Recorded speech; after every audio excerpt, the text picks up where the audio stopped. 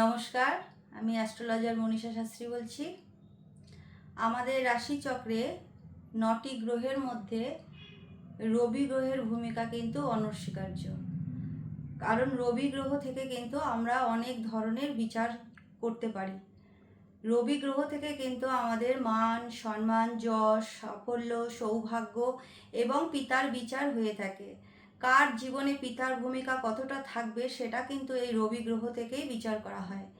তারপরেও আমাদের রাশিচক্রে স্ত্রী রাশি আর পুরুষ রাশি সেই হিসাবেও রবি কোথায় অবস্থান করছে সেই হিসাবেও কিন্তু ফলের তারতম্য হয়। যেমন বৃষকন্যা, মকর আর কর্কট, বৃশ্চিক, মীন এরা হচ্ছে স্ত্রী রাশি। এখানে রবি থাকলে এক রকমের ফল। আবার মেষ, সিংহ, ধনু আর মিথুন, তুলা, কুম্ভ এগুলো হচ্ছে পুরুষ রাশি। এখানেও কিন্তু রবি থাকলে এক রকমের ফল হয়। রবি রবি মানে শত্রু রাশি কিন্তু শুক্র আর শনি।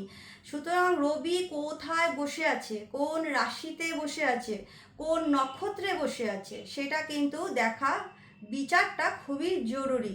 ম্যাথামেটিক্যাল ওয়েতে আপনারা যদি বিচারটা করিয়ে নিতে পারেন আপনাদের রাশিচক্রটা, সেখানে সমস্ত গ্রহই পাওয়া যাবে। তবু রবি যেহেতু ভীষণ একটা ভাইটাল প্ল্যানেট, সেখানে কিন্তু রবি কোন রাশিতে বসে আছে, কত নম্বর নক্ষত্রে বসে আছে, রবির পাশে যদি রবির নিজস্ব নক্ষত্র থাকে কৃত্তিকা, উত্তর ফাল্গুনী আর হচ্ছে উত্তরাষাঢ়া, এই তিনটে হচ্ছে কিন্তু রবির নিজস্ব নক্ষত্র। আর তারপরেও যদি রবির পাশে বুধের নক্ষত্র থাকে সেটাও কিন্তু ভীষণ ভালো ফল দেয়, কারণ রবি বুধের যোগকে বুধাদিত্য যোগ বলে। তা সেই জায়গায় যদি রবির পাশে বুধের নক্ষত্র আমরা পাই তাহলেও কিন্তু সেখানে রবি গ্রহটা ভালো ফল দেয়। আবার রবির সাথে যদি রবি ধরুন মেষ রাশিতে প্রথম 10 ডিগ্রির উপর উচ্চস্থ থাকে আর তুলা রাশিতে মানে 10 ডিগ্রি পর্যন্ত নিচস্থ থাকে। রবির কারকতা যেহেতু অনেক ভাইটাল, রবি আমরা কোথায় আছে সেই হিসেবে যেমন আমরা একটা রাশিচক্রকে ওভারঅল বিচার করতে পারি।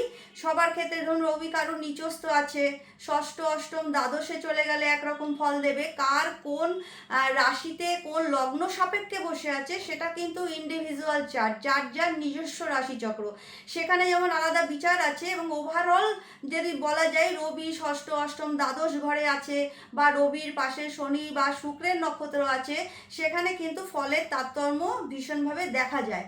আর রবি বারবারই বলছি, যেহেতু রবি গ্রহটাকে কিন্তু আমরা দেখতেই পাই, প্রত্যেক দিনই সূর্য আমাদের সামনে আসে, তা সেই গ্রহটাকে কিন্তু আমরা খালি চোখে দেখতেই পাই। তাই এই গ্রহের ভূমিকা কিন্তু অনস্বীকার্য।